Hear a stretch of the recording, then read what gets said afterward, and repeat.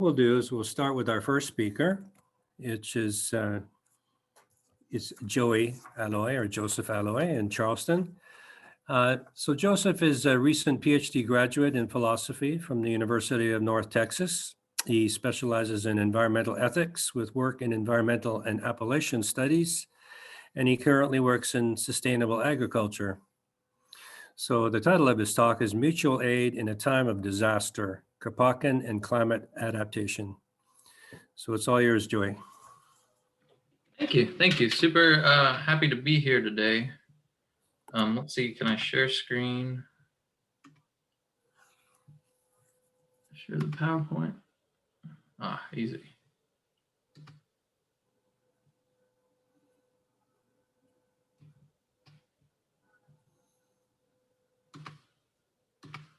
Yeah, so I'm okay with he, him pronouns. And yeah, I should introduce, I'm in Charleston, West Virginia, not South Carolina. And that means I am on the sort of border between unceded Cherokee and unceded Shawnee land. So just going to start with the paper. So even if we were going to end all carbon emissions today, which would be magic wand to do that, the 21st century will be, and indeed already is, one that is beset with climate change related disasters and all sorts of threats to our methods of ensuring well-being for all. So climate change will exacerbate pre-existing environmental problems, whether we're talking about degraded ecosystems, less capable of resiliently dealing with new threats like invasive species, or crops and fragile water systems, which will be more susceptible to drought, to algal blooms, and that sort of thing. And unless the underlying social causes of environmental injustices are addressed, we can also expect that these disasters will fall most heavily on those most harmed already by capitalist inequity, rather than on those parties most responsible for the degradation, or even those who are most able to cope. Because Peter Kropotkin's ethical theory arises from thinking on the long evolutionary history of mutual aid in the face of a hostile environment, it is uniquely suited to guiding our communities through these trials. So I have here a couple pictures. The one on the right is from, I think it was Raynell, West Virginia, after the 2016 flood, which was an unprecedented amount of rainfall, largely due to climate alteration, and also hillsides that were overlogged, right? So there's this sort of interconnection of problems between global climate change and very particular environmental problems that have to do with extraction and capitalist modes of production, right? So environmentalist philosophers have been worried about the ethical consequences of climate change for quite some time. And in this essay, I'm not going to discuss the arguments that these philosophers muster in support of various ways of mitigating or preventing climate change. I'm not going to talk about carbon taxes or whatever. Instead, I'm going to focus on the manner in which we have to adapt to it. And that's what that bottom left picture is. That's the small town of Matewan, West Virginia, along the Tug Fork River, and you can see the flood wall that goes right next to the river that was built in the 70s after some large floods there. That's typical of what people think of when they think of adapting to horrific weather conditions. And I would like to say that that's maybe a bad model moving forward. So in this, as it would be against the spirit of Kropotkin for me to offer sort of a universal practical blueprint for adaptation.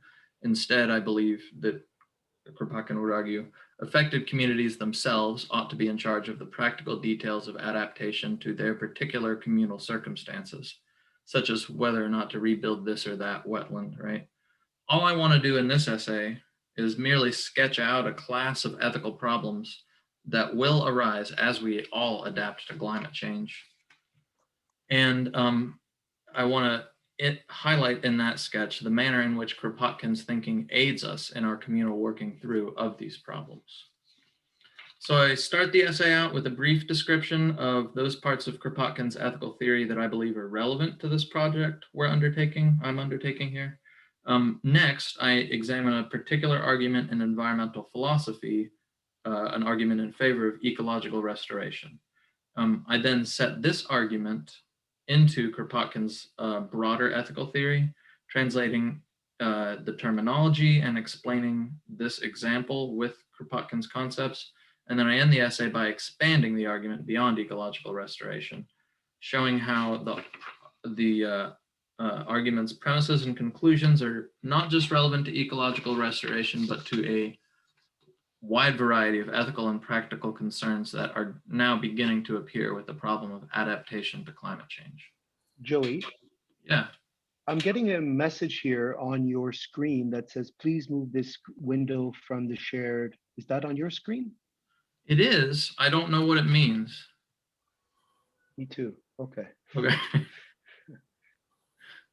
It's gone now. Thank you. It's gone. Oh, no, it's back. Oh, it doesn't matter. Okay. So you can probably just grab it, Joey, and drag it down to the bottom. I don't think I can. Doesn't matter. Yeah, It looks like it's going away now. Is that right? It comes okay. away and goes back. It's okay. It's entertaining. Just another thing we have to adapt to under climate change, right? All right. So in the pamphlet Anarchist Morality was one of the first things that Kropotkin wrote, and his more systematic book on ethics, its origin and development was among his last works. So this consistent concern of Kropotkin's with ethical philosophy should alert us to the fact that Kropotkin does not think of the realm of political economy in the purely mechanistic sense that we see shared sometimes by various liberal and occasionally Marxist thinkers, where politics consists of various types of machines, state apparatuses or whatever, that are used to create, consolidate, or distribute wealth and power. That's something that you can see all over political theory, even sometimes anarchist thinkers, right? So rather, in an echo of ancient Greek thought, Kropotkin conceives of politics as a type of ethics. This is perhaps most evident in his introduction of the term justice, which is typically understood as a political value, as the middle step in between the consecutive steps of an ascending series that leads from mutual aid, which is present in wild nature, pre-human nature, and morality, which is much higher conception of a type of mutual aid that humans engage in, mediated by various cultural stages. Comprehending these three steps, mutual aid, justice, and then morality, and the growth from one to the next is the substance of ethical thought for Kropotkin. So the function of ethics, Kropotkin writes, is to determine and explain the few fundamental principles without which neither animals nor man could live in societies.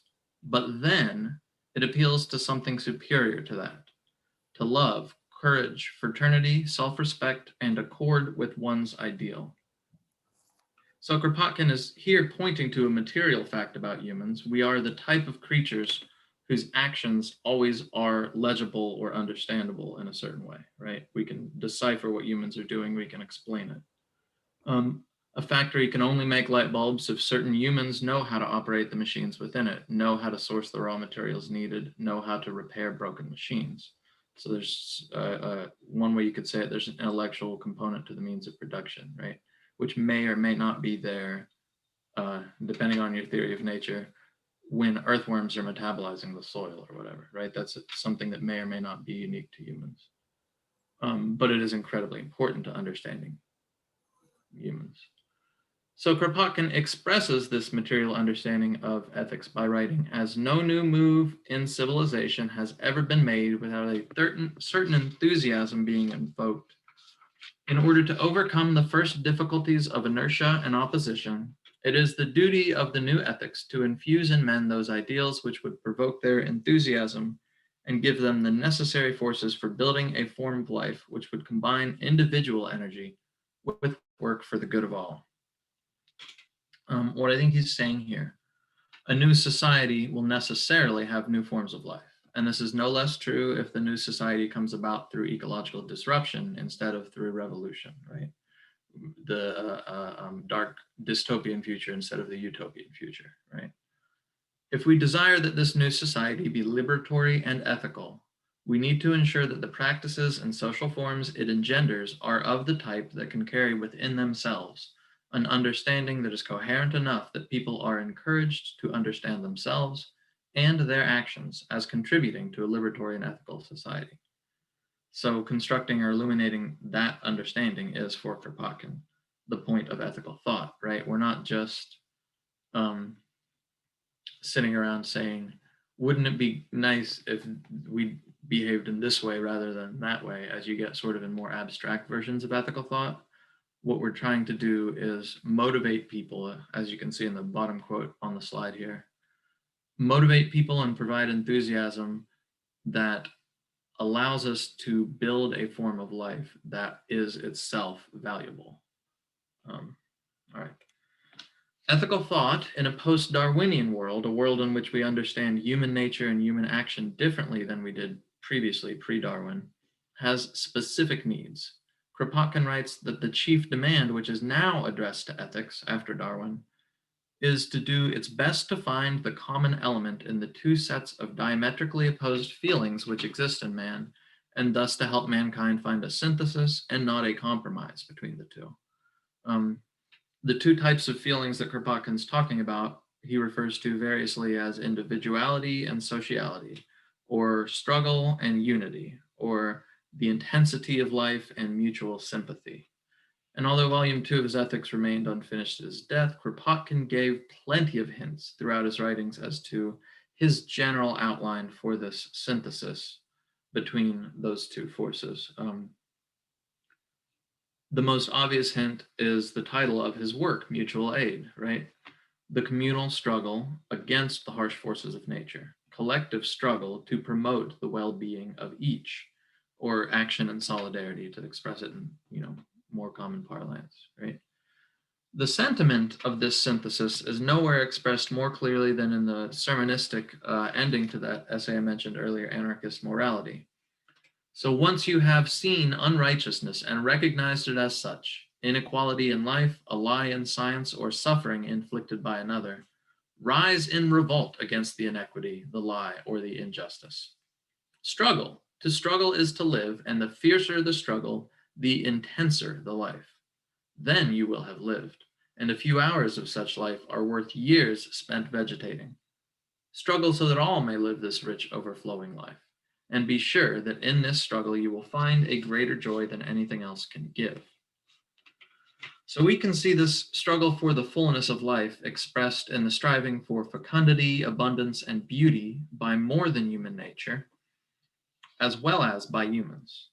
Individuals support each other to achieve mutual well-being, and occasionally some of these individuals sacrifice themselves, their health, their wealth, their times, or their lives, in order not just to achieve good for the community as a whole, but often for individual members of that community. This is what folks like Herbert Spencer and other thinkers will call altruism, right? My argument is that as nature becomes increasingly hostile through the effects of climate change, Kropotkin's centering of this communal and individual struggle as one for communal and individual joy is perhaps our best guide on how to adapt to this hostility and to thrive in the face of it. And so that's sort of just, again, to sort of outline the steps in the organic evolution of ethics that Kropotkin talks about. There's mutual aid, which is natural, evolutionarily selected for. It's pre-human, it exists long before humans come on the stage, right? There's justice, which Kropotkin talks about maybe existing sometimes in some animal communities, a sense of fairness and equity, and it is cultural. I think there's a sense in which Kropotkin, like Lee was mentioning yesterday, there's a sense in which Kropotkin seems to kind of lean towards Lamarckianism there, but a more contemporary interpretation would be to say that these modes that pre-human communities have of achieving justice are cultural, right? And then there's morality, which is a much more culturally mediated level of ethics, where there is this struggle between individuality and sociality, and they need to be synthesized somehow. And Kropotkin's suggestion for morality in what I think we can maybe think of as a post-scarcity world, right, is to struggle for communal joy, right? All right, so in his essay, Ecological Restoration and the Culture of Nature, the environmental philosopher Andrew Light argues that ecological restoration is an excellent way of building relationships between a human community and that community's immediate more than human environment. Light writes that we have a relationship with nature that exists on moral as well as physical terrain in such a way that our actions towards nature can reciprocally harm us. For example, a person who befouls the stream from which they drink or fish harms the stream by pouring something into it, right? And in turn is harmed by that stream. We have obligations towards nature, and perhaps nature does towards us. And if we neglect our obligations, we cannot expect our partner to fulfill theirs. An example here, right? This is the city of Charleston. What was it, like 7 years ago now? Freedom Industries, located just upstream, upriver from the West Virginia American water intake, spilled MCHM into the river. The whole town smelled like licorice for weeks. And accordingly, like, this particular industrial action caused the same people who hurt the river to be hurt by the river. All right, but this fulfilling of reciprocal obligations is not yet a relationship with normative value. And Light makes this point by analogy. He tells us of his brother, who he doesn't have an active relationship with, and sometimes he doesn't talk to his brother for a year.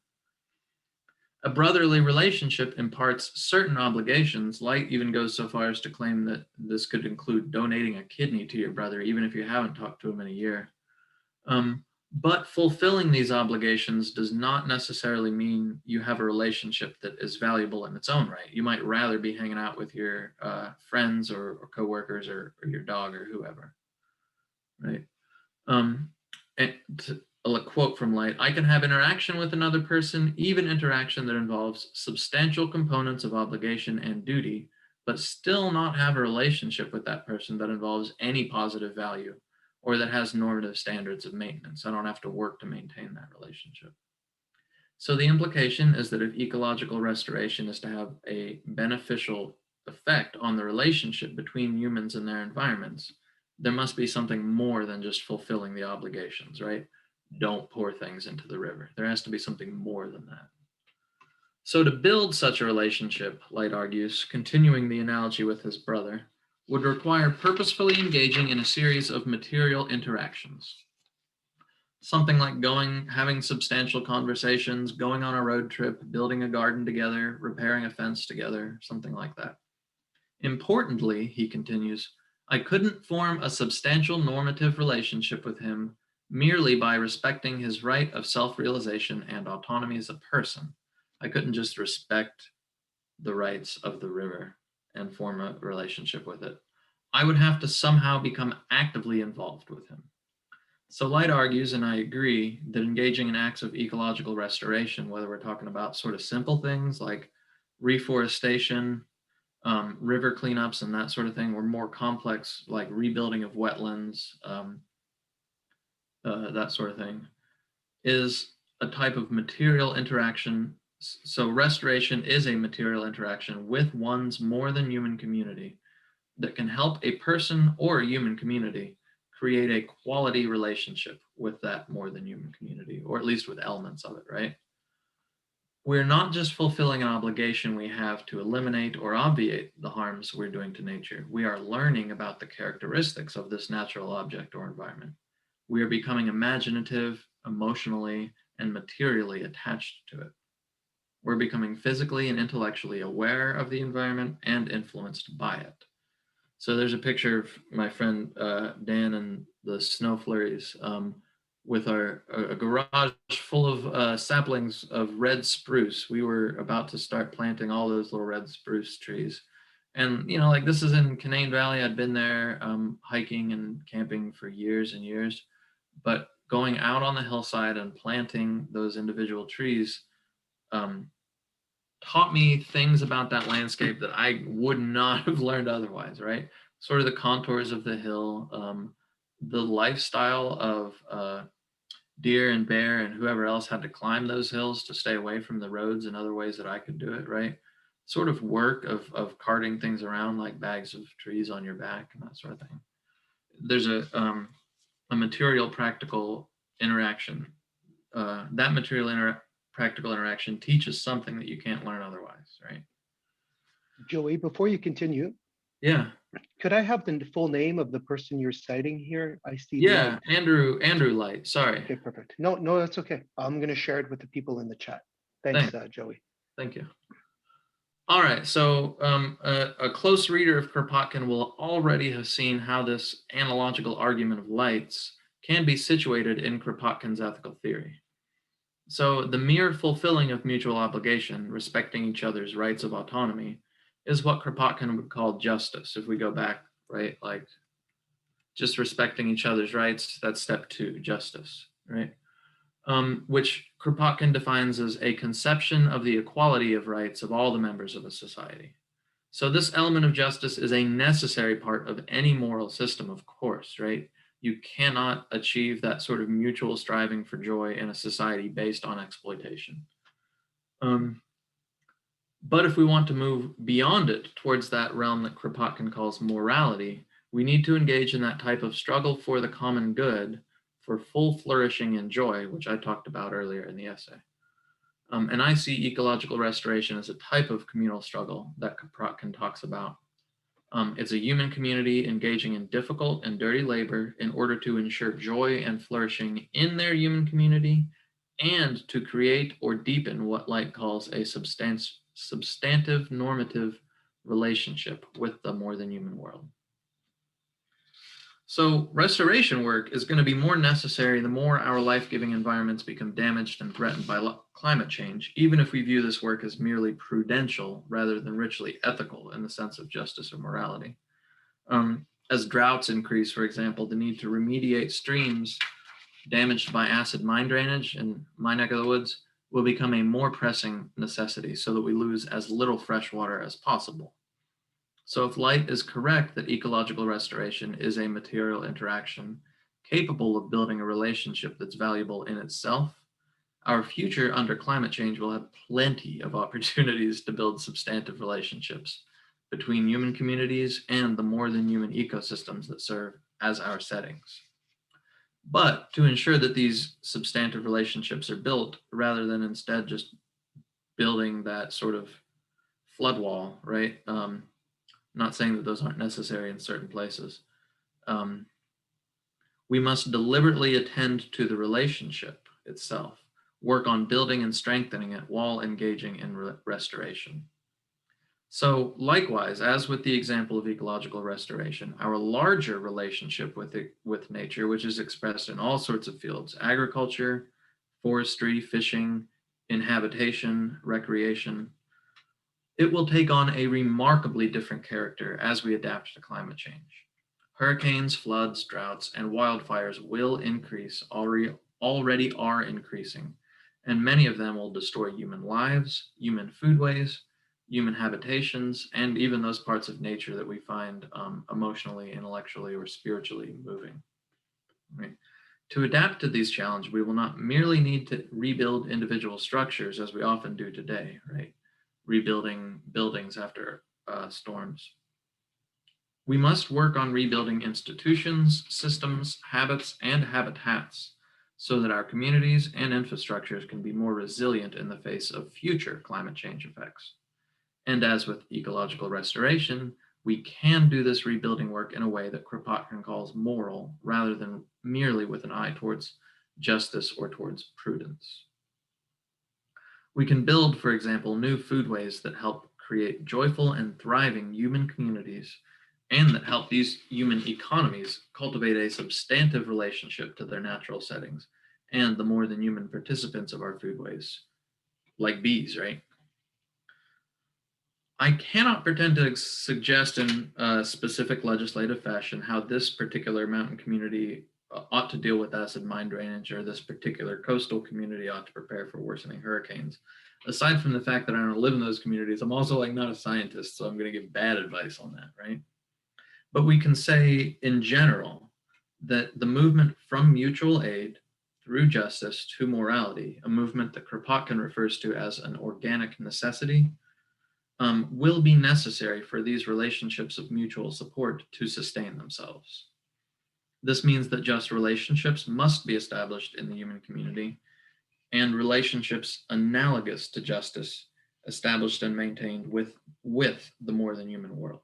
It's not clear to me that we can really talk about justice in the full sense towards a species of tree like the red spruce. Maybe we can. But that's a whole ball of wax to unpack. But for this movement to be completed, the material interactions our human communities engage in to adapt to climate change need to build substantive relationships with the surrounding natural communities. Adaptations to climate change are moral in Kropotkin's sense when human communities struggle in concert with, rather than against, their natural surroundings to achieve well-being and joyful flourishing for all. And I think that's like the point of the paper, that we've reached a point where mutual aid in the face of hostile nature in the Anthropocene can no longer be the model. It has to be mutual aid in cooperation with natural ecosystems, or else we won't make it. That's it. I'm gonna stop sharing the screen now if I can figure out how. There.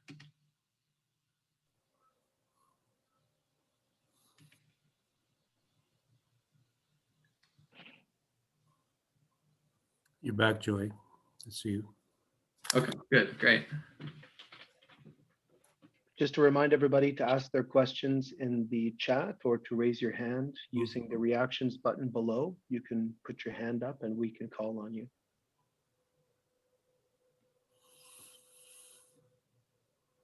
Any questions, anybody? Could I begin with one? You sure can. So first of all, thank you, Joey. And if you don't mind, a little bit later on, you can share like a more specific link. I put Andrew Light's name there, but trying to Google it, I wasn't able to find anything. You can share that. Yeah. The title of your talk is Mutual Aid in a Time of Disaster, Kropotkin and Climate Adaptation. So are you trying to propose to us a way to kind of use the disaster that we're living in right now to bring us towards something better? I think that we can, yeah. I that's not necessarily as precise as I'm trying to be, though. So here I'm putting in the, sorry, as an aside, I'm putting in the comments or the chat a link to the essay of Andrew Light's that I was citing. I think that, I mean, the broad picture that I'm trying to say is that as the climate, as Kropotkin well realized, and anyone who is like even remotely versed in biology and ecology knows, and geography, right? Humans as natural beings are utterly dependent on our natural ecosystems, right? In order to eat, breathe, drink water, whatever, we need to maintain these systems in certain standards. Not too much, I don't know, lead in the water, not too much fecal coliform in the water, right? Not too much topsoil loss for agriculture, those sorts of things. And I think that the predominant language within environmentalist discussions in general is what I call prudential, right? Like, okay, it's like you have a pile of nature over here and you have to ration it out carefully to make sure everybody gets enough, right? And that's not ethical in the sense that Kropotkin talks about. It doesn't lead towards like human communities, fully flourishing human communities full of joy, right? We're not talking about the dancing that we saw on the cave paintings from Dennis's talk yesterday, right? I think that we need to be using Kropotkin's thought to move past those sort of prudential understandings of we just need to make sure that we don't pour enough in there that we're ruining things. First off, because I think that like the people in charge of the mechanisms at the moment, right, of our material interactions with nature are capitalists, right? And they're going to be interested in pushing exploitation to the maximum feasible limit, right? And past it probably, right? and if we want a society full of flourishing joy and not one that is full of just barely struggling through, we need to be prioritizing those sorts of relationships. But Chris, I think there was a second level to your question that I don't think I'm getting at. Do you want to repeat it? Well, it's just, and I think that actually Tom Putin, another one of our presenters, summarized my question even better than I could. So you touch upon similar issues raised in his presentation, and the problem that confronts us is how to make mutual aid the prominent relation in society. Yeah, and I think I think so. Feel free to read the article from Light, and I don't know that there's a point where he says this explicitly, but the point that I get out of it is there's like multiple different levels of human interaction with our immediate environments, right? So ecological restoration helps on the one hand, very obviously, right? It makes the watershed easier to drink from. There's this material level that like we are maintaining the system in which we live, and we can call that a joyous interaction too, right? There can be a spiritual element to reforestation, right? That material interaction between a person or a community of people and their environment. And then there's the other level where, for the most part, we don't engage in ecological restoration as like radical, atomized, neoliberal individuals, right? We're out there, there's like a herd of us. There's got to be several of us working together to make that happen. And that's the example that Light uses of building a garden with his brother. You, by materially interacting with each other in order to achieve full flourishing and joy, you're building relationships within the human community that are non-exploitative, that are relationships of mutual aid, and that lead towards joy and morality, whatever.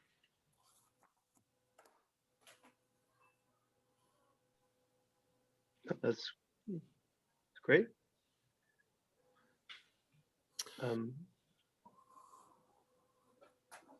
Go ahead, Bruce. Yeah, I have a comment and question.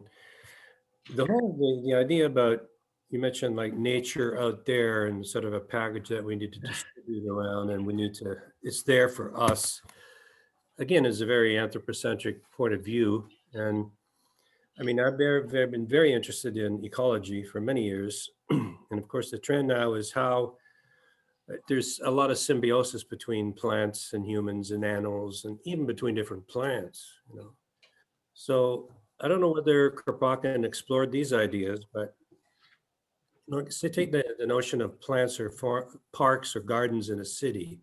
You know, we have these set areas called parks where we can go and, you know, have a nice hit of nature, and then we come back to our little urban setting.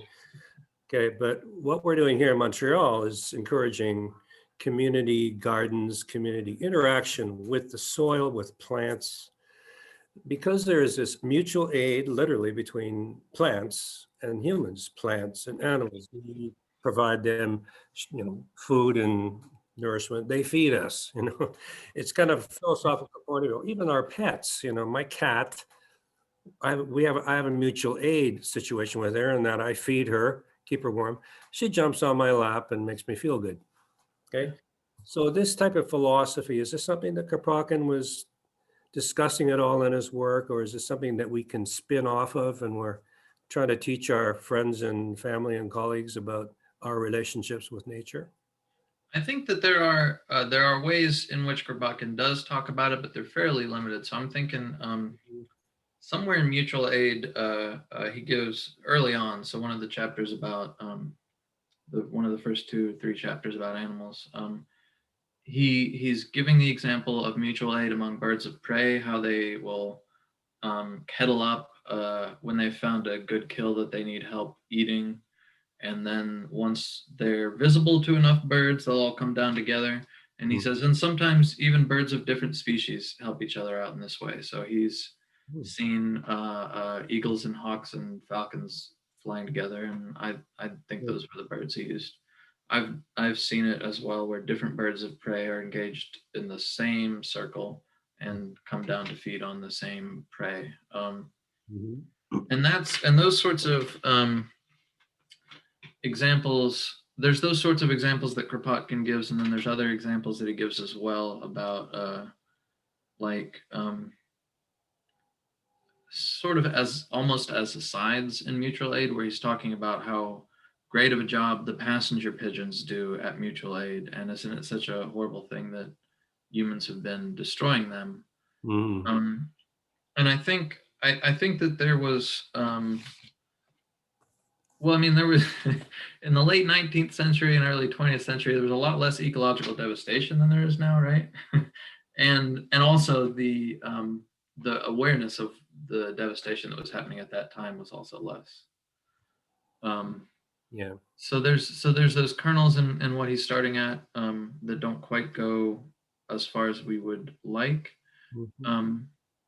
But I do think that honestly, a lot of, as you were mentioning with like community gardens and food cultivation, and even just like pollinator gardens and sorts of more totally non, I guess you would call it non-productive plants and animals, right? Carving out those sorts of spaces in cities. There's a lot that Kropotkin has to say about agriculture that's relevant to those sorts of things. I mean, he talks about, I think it's Conquest of Bread. He talks about growing grapes in a little greenhouse leaning on the side of his house. And he genuinely thinks that those sorts of solutions, sorts of the some of the stuff that Tom was talking about in local ag in his talk, those sorts of solutions are ways of ensuring food for everyone, that we don't need to be relying on larger and larger efficiencies in agriculture as measured by the dollar, right? And so there's a lot of that stuff that I think is inspiring and maybe not as well worked out as it needs to be for our current context. Okay. So, we have a couple more questions here I want to bring out. We have a comment from, let's see. Well, it's a question from Shakti Lambda. What was Kropotkin's or your opinion on the extent to which natural resources like land, water, and so forth should be maintained as a commons rather than owned, even if by communities? Some of the most sustainable communities existing today, such as hunter-gatherers, pastoralists, etc., rely on the existence of a commons, and oftentimes even the creation of nature conservancies can interfere with their ability to remain embedded in nature and to act as stewards of the land, because in order not to over-harvest, you often have to move around the landscape or use different parts of it at different times. So. Yeah, I think so. A few months ago, I was rereading Mutual Aid, and I hadn't been thinking about commons. I've recently, in the last 3 years or something, read a book, A History of Appalachia by a gentleman named Stephen Stoll, where he talks about, Rampala, I'm putting it here in the comments. He talks about primitive accumulation in Appalachia coming on well into the 20th century, right? That we can consider the Appalachian landscape to be commons well into the 20th century, and the destruction of these commons by extractive industries, primarily coal, also timber, in some places iron and salt as well, and gold in North Georgia. This is something that is continuing. So, you know, I came back to the part of mutual aid where he's talking about medieval rural communities. I don't remember which chapter that is, but he is actually talking about people managing the commons in Europe in the 19th century, and apparently it was really still pretty popular in Russia, right? And all over Europe. And these types of Kropotkin's argument is that this is sort of the natural way that humans want to metabolize their environment, right? This is the most sustainable method. And wherever the capitalists have missed out on destroying these natural communities, this natural communism reasserts itself. That's what he says, right? So I think that there are still plenty of communities throughout the world that still have this sort of method of interacting with their natural and immediate environment, and like ought to be protected at all costs, right? We don't need to. There's this, I guess you would call it like a mainstream sustainable development perspective that if we want to deal with overpopulation, we need to bring everyone into westernized educational institutions and make sure that they all have a service economy like we do in the US. And then they will have fewer children, and that is how we'll solve the environmental crisis, is this increasingly highly technologized method of interacting with the natural world. And that's just not like that's not realistic to me, right? These highly industrialized societies are the worst, right, when it comes to carbon emissions and destruction of ecological landscapes and whatever. Right. So yeah, Kropotkin has some things to say about it, and he would probably say more if he had the chance to. I have a proposal, and that's to send a copy of your talk to Greta Thunberg. I don't know if she's not here, but she should be reading a lot of Kropotkin, shouldn't she? She should be. Okay. Any more questions here? If not, one of the questions that I've saved, I think, for Brandon. Yeah. Somebody wanted to know about Kropotkin's idea with indigenous people. I think Brandon would be good for that. Yeah. There is a last question, if I may. Go ahead.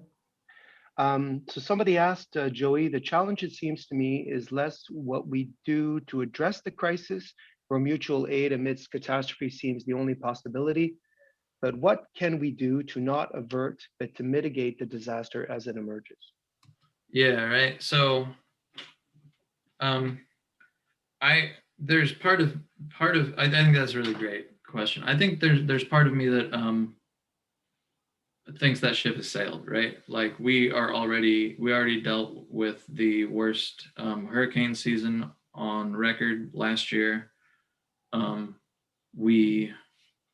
The wildfires in Australia and California are increasingly getting worse and are only going to keep getting worse. And carbon takes, I think methane takes 100 years to get out of the atmosphere, and carbon takes even longer, right? We're stuck. It's there. We're not getting past that. So that's the pessimistic part of me, that like we're going to be dealing with it no matter what. Period. We better face up to it and learn how to start to live in that world. And then the other part of me just finds the question of mitigation, or like eliminating carbon emissions. I find it to be kind of like really simple, right? Not something that you need a philosopher to talk through. We need to quit burning coal and oil. And to do that, we need a combination of consuming less and switching to sustainable sources of energy when we do consume. And how do we do that? Well, we do it through dozens of different types of direct actions, through building communal methods of energy production, chaining yourself to pipelines. I mean, I don't know, maybe you write your senator and tell him to do something. I mean, there's nothing I have that's new and interesting to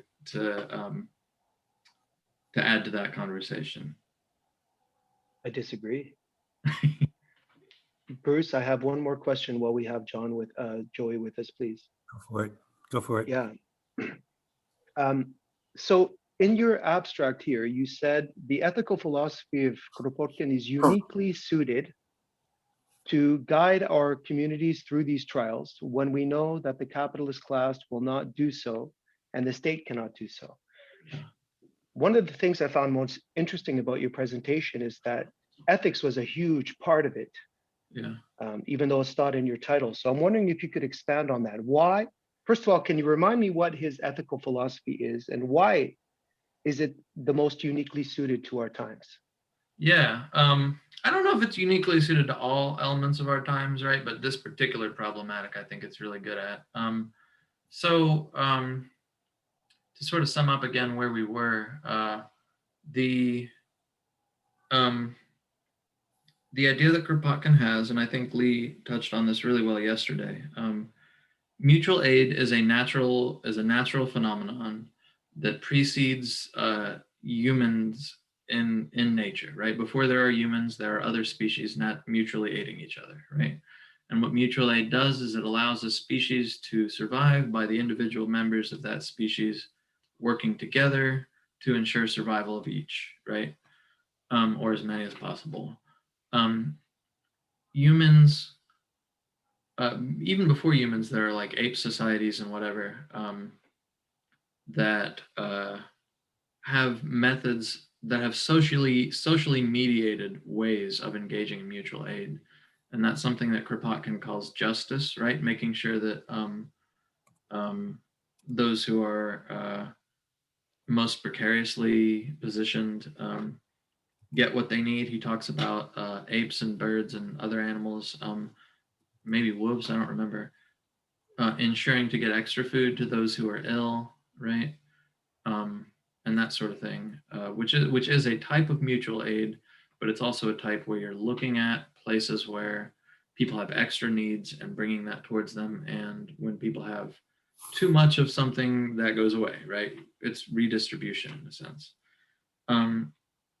Those sorts of things are where humans find themselves thrust into. And because we have like a much thicker layer of culture, we do all that mutual aid in the face of a hostile nature. And we also create environments that are pretty unique. We create art, we create music, dance, and we use these things to ensure the well-being of all in a much richer way than we can see in other, or more complex, maybe, if you don't want to evaluate it like that, right? A more complex way than other animals. So, I mean, the sort of Kropotkin has this picture. Why I think he's so perfect right now is that he has this picture of morality where it is a natural, it's a my natural inclination, my sentiment to help the other people around me, to help them survive and to help them thrive and to help mutually all of us create a better and more beautiful world. That's naturally part of what it means to be who I am. It'll become incredibly culturally mediated, of course, depending on your culture, right? But that's a part of human, what it means to be a human. And why that's appropriate for thinking about our time of climate disaster is that we are having to deal with an environment that is harsh in an existential way that hasn't been this harsh since the development of agriculture, right? We've had it pretty easy with plastered walls and whatever, right? And now, because of droughts, hurricanes, floods, whatever, it's not going to be as convenient as it was before. And what Kropotkin, what the general environmentalist discourse, the sort of mainstream liberal environmentalists want to argue is that, all right, it's not going to be as nice as we had it before. We're all going to have to suffer and get rid of our third TV or whatever, right? Like incredibly superficial understandings of what suffering is, right? And No, not that, Joey, not that. And what Kropotkin says is no, like you can strive for a real fully flourishing joy even in the face of this incredibly destructive onslaught of nature, whether we caused that onslaught or not. This is the entire history of humanity, that we have been able to create joy and beauty and dance in the middle of horrible things. And I think what's super important here, that politically speaking, right, what's super important about Kropotkin is that we did this in the face of oppressive institutions, right? Not like through them, right? We did it sort of at the margins and in the face of these oppressive institutions. Before I forget, everybody, I have in front of me a beautiful 8-page submission by Joey that's going to be published as the anthology. So today, we unfortunately don't have a lot of time to get into seriously as much as we would like to, but Black Rose Books will be publishing eventually an anthology. Thank you for contributing to that, Joey, for everybody who wants to read more on it.